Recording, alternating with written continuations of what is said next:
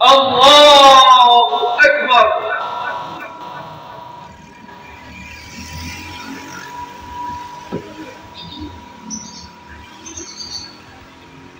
Allahu Ekber.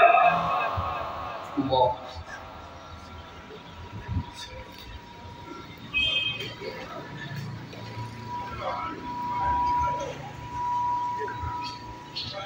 Allahu Ekber. Allahu Ekber.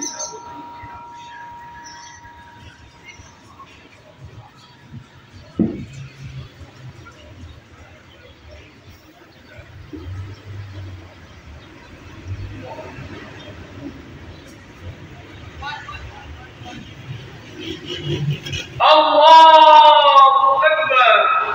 Esselamu aleyküm ve rahmetullah. Esselamu aleyküm ve rahmetullah.